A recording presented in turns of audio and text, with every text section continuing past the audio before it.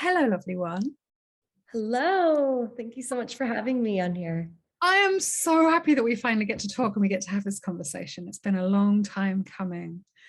It has. I always feel like when there's a seed planted and it takes a little bit longer for it to manifest, that means it's going to be like really juicy, like some really yummy fruit's going to come from it. I love that mindset. Do you know what? We were first introduced by, I think, Lou Karen Harris a long time ago. And she was like, you have to meet Rae. She's amazing. And then we never got to have that conversation, or like we had some messages backwards and forwards on Facebook. But it really has been a long time to get to this place of like, oh, now we're ready to have this conversation. Yes, like, hello, here we are. Let's dive in. Yeah. So my first question to you is, what is sacrosanct in your life right now? Like, what is sacred and valuable and important? Yeah, well, the top thing is just being in this new space of being an expecting mama for the first time. So I have a little boy that I'm walking with and praying to and singing to, and really just it's been just a huge shift, and family's always been very important to me and one of my top values. But now it's like, wow, everything is really revolving around this creation of family with my partner. And yeah, just like what I get to embody and pass forward as a mama. So And what does that look like on a day-to-day basis? Like, has anything shifted in how you approach your day, how you show up in the world? absolutely. Basically, my entire life shifted in the last 5 months. I know we were just talking right before this call how so much has changed, and I just couldn't relate more. And I think there's so many people that are in that experience of massive, massive changes. Like if we look at, the globe, it's like we've just gone through so much as a collective together in the last 2-3 years that it's something, of course, needs to change, because we're not going to keep it like how it was, and we can't go back to how it was before that either. So we're all reinventing the wheel. But for me, it's been definitely condensed into this last 5 months where it spun me out. Like, I'll be super honest, like I wasn't planning this. I was joking with my partner yesterday. We were walking and I was like, okay, it felt like we met each other, we got in love, and then we fell into pregnancy. And so it just all happened very fast, and I just wasn't ready. And I think I hear that, every mom feels like she's not ready until it happens, and then you get ready. And I think it's the same thing for like starting your business, or, writing a book or doing a creative project where you're really putting yourself out there. You're not ever going to feel ready. And so it's been 5 months of understanding, how can I, like, first of all, I'm face up against all of my perfectionism stuff and my control stuff and wanting just to, be the best version of myself. But here I am, this like hormonal mess, and my control board is taken over by this alien that's like inside of me now. Like, what is going on? So everything shifted. My business has shifted since, mostly because of the morning sickness really, really hit me pretty full on. And then moved to a new city, in a new partnership, experiencing a new body, not being able to do the normal activities that I like to do, like surfing and skydiving and all this stuff.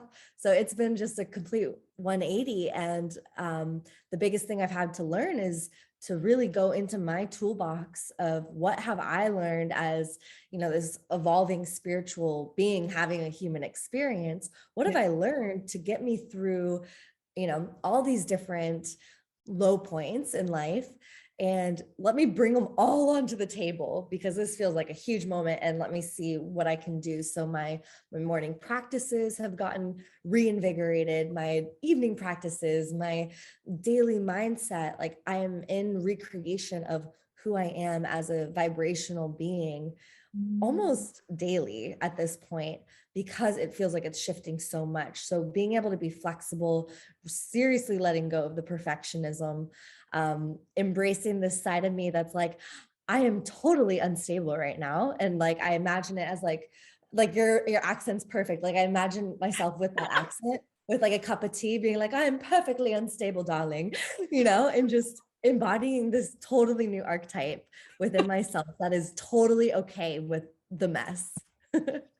I love so many things about that. It's funny, isn't it? How many women have like want to embrace their feminine, right? Have feminine businesses, have been kind of in that way. I would say that you're a creative, you're very expressive, your work and the way that you were living your life wasn't not feminine before, but what it sounds like is that it's moved into the dynamic feminine, the chaos, right? Which we're often, that kind of Kali vibe, which so many of us actively stay away from until it happens to us. Absolutely. Yeah. And then it's like sometimes life, it just brings that in, and it's like, we can fight it. And I tried to fight it. Let me tell you, I tried to fight it real hard. I'm like, I am not going down with you, Kali. Like, you are not going to destroy everything that I've been building and creating. And I've been, like, look at where I am now. And she was just like, oh, that's funny. You think you can do that. So, okay. You were launching a book, you've been singing, like you're in terms of full self-expression, you are such an embodiment of that, or at least you were and will continue to be. How has that evolved? How is your relationship with self-expression changing right now? Yeah, well, currently I feel stronger and more expressed than ever before. But what I will say, it's because of this journey of the last 5 months of actually becoming so insecure and so scared and so just like doubtful and self-critical. Like some of the most critical moments that I've had in my life, like growing up, I grew up in a ballet studio and I had bulimia for 10 years. So you can imagine how critical that inner voice was. I had a moment dealing with suicide and had a suicide attempt. And so you can imagine how critical and, all that stuff was. Like I go pretty deep, which is why I have such this like wide expansion of who I am and my expression. But these last 5 months really tested me, and they kind of reminded me of really how I was feeling in those deepest, darkest moments. And so it has not been easy, but what I can say is when you get reminded of those and you have the power of knowing tools and having resources, and it's so amazing to be resourced for yourself, but we can't always do that. And sometimes life hits us so hard that it's like, I don't have any internal resources. I need to figure out what's outside. And if you have people, community, mentors, coaches, teachers, healers, even books, things that you can read, things that you can listen to, like I literally just had to surround myself by all of that to raise myself out of it. And when you have these dips, it helps you just rebuild new muscles. And so now I just am feeling, more myself, more expressed, more strong than ever before. It's just like going to the gym. If you're just sticking with those 5-pound weights, you could just be like thinking about everything else, like nothing's going to change in your body. You have to actually meet that resistance in life to be able to become stronger. So, this is a good time for this podcast, because if we would have done it a few months ago, I would have been like, oh boy, I don't really know what to say. Well, I think sometimes that's perfect too, right? Like sometimes it is. I feel like the piece that's really important in here is that it doesn't matter how long we've been doing the work. It doesn't matter how much access to tools and resources we have. Life still affects us. Life still happens. There isn't a magic wand. You can never get to a place in life where you're able to stop life from happening to us. Right? Like life happens. Like I always say to my clients and to my friends and to myself, the work is not to remove the uncomfortable stuff from your life. It's to become a ninja so that when the uncomfortable stuff happens, you can work with it and jump around it and over, around, or through, right? Exactly. Yeah, it's like dancing with the dips. that are there. And I got this really beautiful imagery actually just recently, like a few days ago. I was in a leadership training, and I was stumbling upon this deep belief that, yeah, I am completely unstable right now because I'm just like, whoa, so much in my life has changed, and all of these things that are usually grounding me aren't there anymore. And so I was looking at that thought form that has been running so loud in my mind in such a negative way. We didn't have the tea woman yet. She wasn't around. This is the birth of her. So I was in that, and I was processing it with someone else. And what I actually was able to switch it to was like, I love dancing, and I grew up doing ballet where you're literally standing on top of your toes. Like, how unstable is that? But that actually became the art form that I just so cherished and loved. And I love contemporary ballet. Actually, when you're like falling off and you're using your weight to push yourself and create this dynamic movement, you're not just super proper and, you know, doing very traditional dancing on point. Yeah. And I was like, oh, wow, like I can really embrace this. And I think we probably all have something, whether it's how you like to cook or how you like to sing and like rock out in the shower, or maybe it's just how you like to get like gritty with your language when you're talking with your best friend. You know, we all have that thing where we do like the dynamic part of living. And so if we can bring that joy into the experiences that feel more uncomfortable, we can realize, oh, it's actually kind of the same flavor. I love that. I love that because it is so easy when we're in that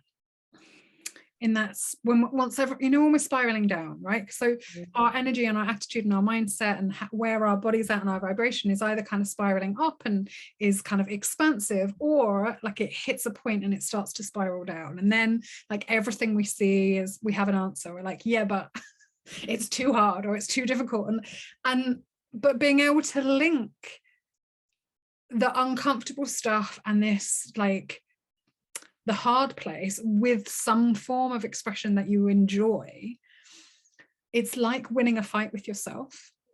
Yeah. I love that analogy. Absolutely. Because if you can come back to, I'm just totally going with this, I'm like, if you can come back to that thing that you really love and find a way into it, then it has to reverse the spiral and it has to put you into a place of expansion. And I'll give you an example of that. Like, so I love to draw and I love to paint, and it's one of the many forms of self-expression that I have, and I used to refuse to share them, show anyone, sell them. Like I was like, this is mine, right? Like I have to keep it for me.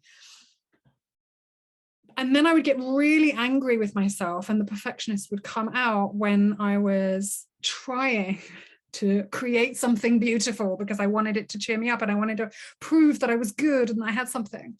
But then I would like go and do it on purpose. I'd be like, I'm just going to draw black. I'm just going to scribble all over the page, or I'm just going to dump stuff down. And there's something that happens once you start, even if the first one is not aesthetically beautiful in any way, it shifts something, because then you're in your body, because then you're using that expression, because you're getting some of it out. And when I was younger, I used to have this thing about journaling where I'd be like, I can't journal because I don't want to ruin the page, or I don't want to I want it to be pretty, or I want it to be readable or whatever. And so I got like just like a sheet of letter paper and would like write on that just so I could scribble it up, like screw it up and throw it away. And those little things feel so obvious, but sometimes it's that tiny little shift in how we approach our creativity or how we approach our self-expression that allows us to change the direction. Totally. And it from what you're sharing, and I can so relate to this, it changes your state, like your state of being. You feel free, you feel open, like there's not that confinement of, oh, this needs to be perfect. There's also like just such a clear mental state happening where you're like, I get to do whatever I want. Like those are the thoughts going in your mind instead of I need to be within the lines. So all of a sudden, like your mind is on board with you and whatever you're creating. It's so powerful. And I'm sure like I could even just imagine you like scribbling, like you get it in your body, you're like, like, just having fun with it instead of like feeling all rigid and tight. Yeah, it's funny because I think so many creatives relate to, or so many people who we would consider, you know, fully expressed, relate to sometimes being really stuck with that, or having the experience that you're describing of, you know, maybe it's not pregnancy, but maybe something else in your life happens and you're like, I've spent years building this thing. I've got to a certain point. I saw my life in this trajectory. I've been like journaling on it. I've been praying on it. I've been living into it. And all of a sudden, life's thrown me a curveball. And that thing of like, is it good? Is it bad? It's a kind of irrelevant. It's more like, this is where my life is going now. Can I get with it? Can I shift myself? And I don't know how it was for you, but that experience for me of just keep putting one foot in front of the other, and I will figure out how I feel as I move, because I know now at this point in my life that if I sit still, if I stay somewhere and dwell on it, I'm not going to learn anymore there.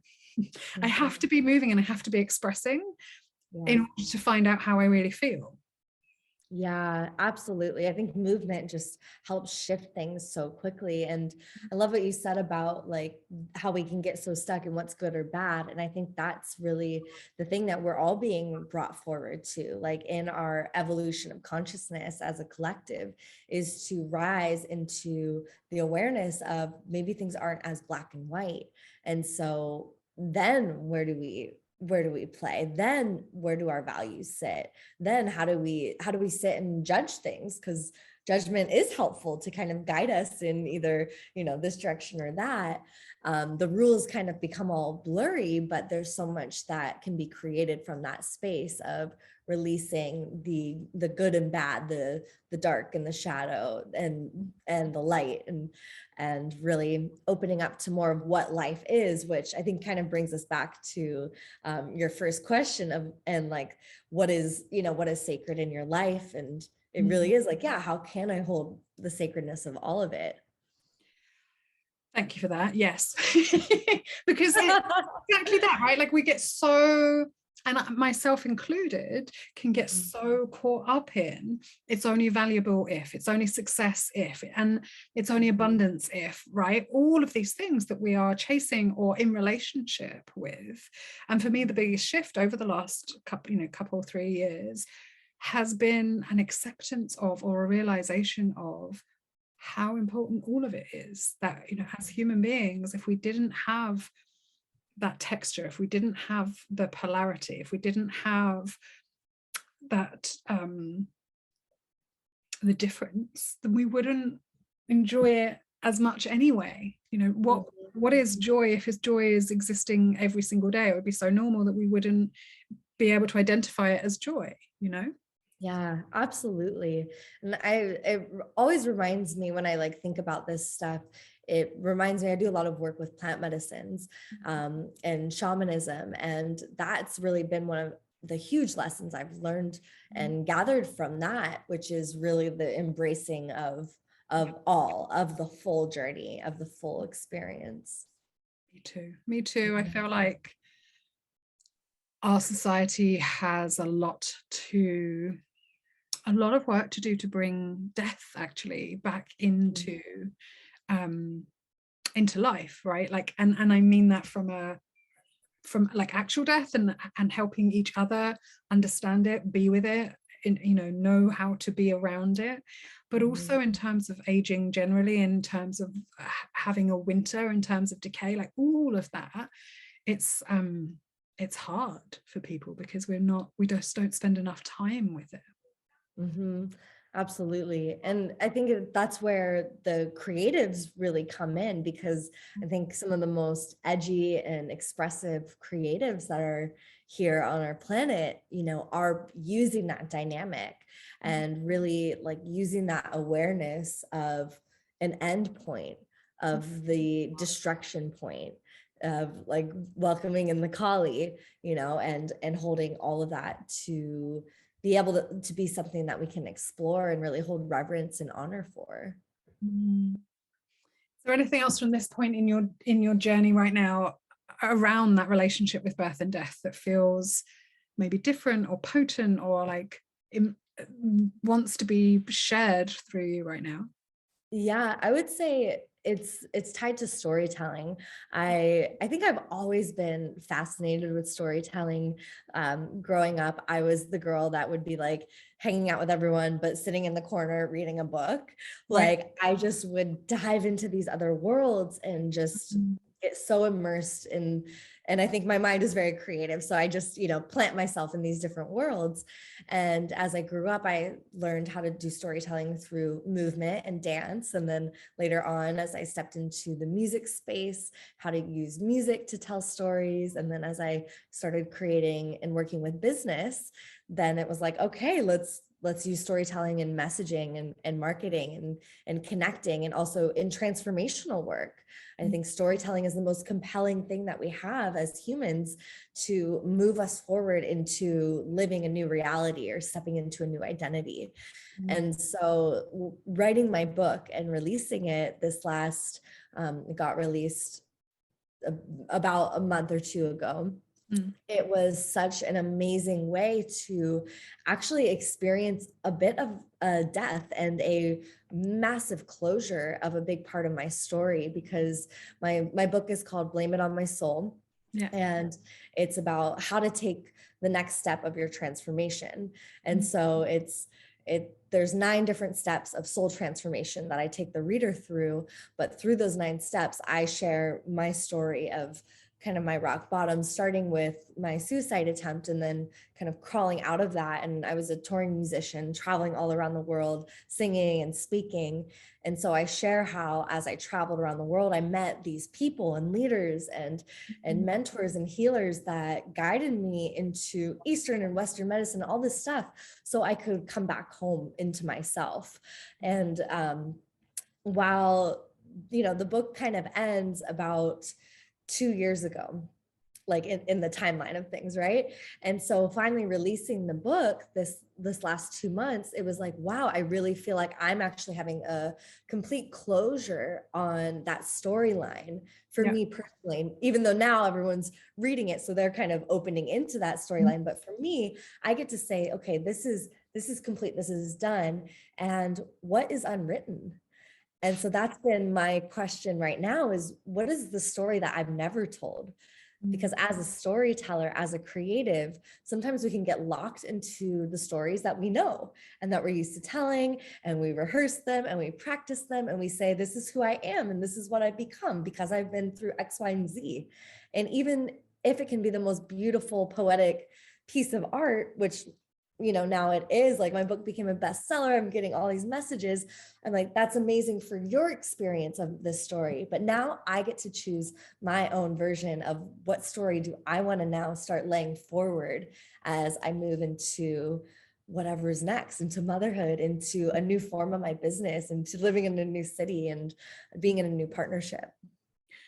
This is so interesting. My book was also a story of my life, right?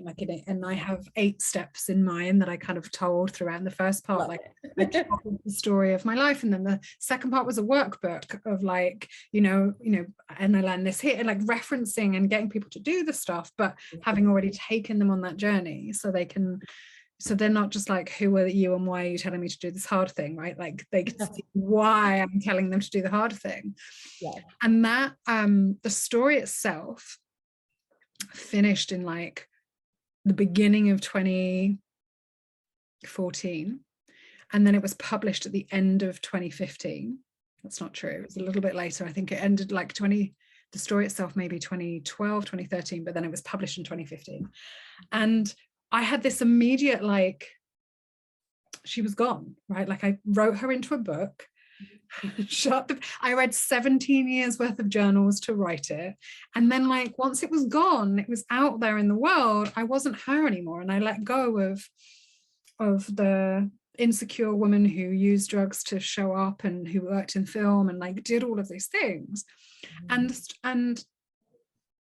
in the last month or so, someone who I haven't seen or heard from for 15 years got in touch with me and started asking me how I was. And he remembers a time of our lives that I remember as being like, I don't remember any of it because I was so high all the time, and I was deeply in my own insecurity. And for him, it was like the best part of his life, and he remembers it so differently. And it's been fascinating to, like, when you were saying, like, what's the story of that's unwritten, and like maybe what is the story in there that's different from the one you've just been saying. And I think there is something that happens when you run a business, and I can only own my experience, where you start to pull stories from your life or narratives in order to make points or to sell something or to, to back up something. And it's really, really interesting sometimes to get someone else's perspective and to hear the story from in a different way and be like, wow, I've never really thought of it like that, Yeah. And we have the power to do that and create that. I think of, history being kind of this collection of individuals' stories. Mm-hmm. And I think our stories are what are our truths. And so if we take all of our truths together and then we're like, okay, that's what created history, we're also writing history into the future. Mm-hmm. And so, what do we want it to be? We get to really choose that. And I think this is a totally new way of thinking about things, especially, just with the like massive growing of coaching and healing industries all around the world. It's like we're really empowering ourselves to start to share our own stories and connect to what is my truth, like what feels real to me. I'm realizing I don't have to follow everyone else. I'm realizing I can create my own business and travel around the world and be online if I want to, and do whatever I want, create my own schedule.